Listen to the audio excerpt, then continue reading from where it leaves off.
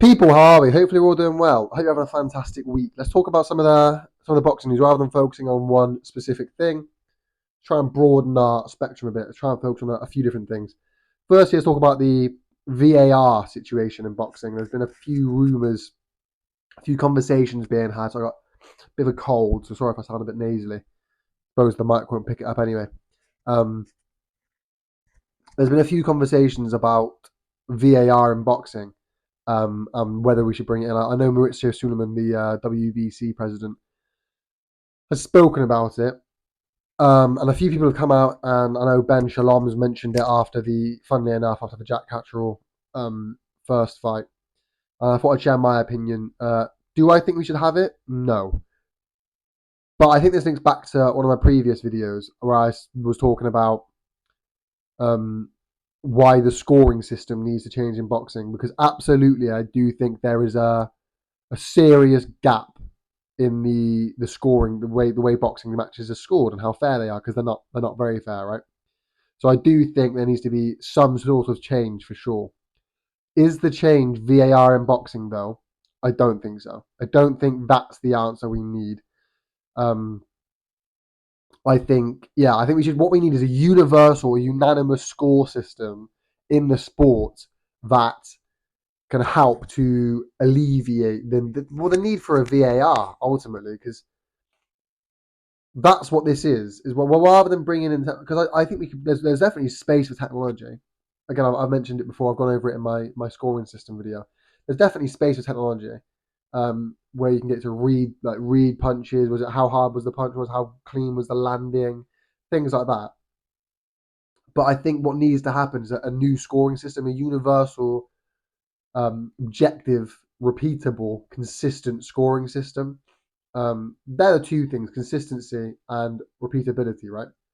And if you can get those two nailed in a scoring system, you won't need a VAR. I don't think there should be a VAR, because boxing isn't that sort of sport. What are you going to do? You're going to stop. Oh, you're going to extend that 1 minute break at the end of each round to look back. Or was it a knockdown? Wasn't it a knockdown? And that's just not the way it should be. So no, definitely not VAR. But is there something that needs to happen? Is there room for improvement? Absolutely. So I thought I'd start at that.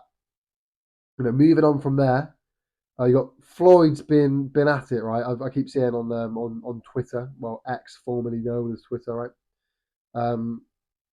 He's been saying all sorts about he said he's still the face of. So the quote is, I'm really still the face of boxing. I'm appreciative for guys like Sugar Ray Robinson, Muhammad Ali, and Sugar Ray Leonard. So many guys who paved the way for me, but there's only one Floyd Mayweather. These fighters are not better than me. That's not really for you to say.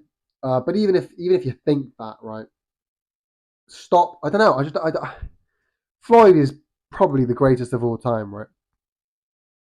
Has he done the most for boxing? No, he hasn't. You've got people that have done more for boxing than he has. So, and would he beat those guys? I mean, not people like Muhammad Ali. There's weight classes for a reason. So, I don't know. It depends what metric you're using. Yeah, you've retired with 50-0, but that's because, as I'll come on to in a minute, you were obviously a phenomenal fighter, but you were cherry picking when to fight these people.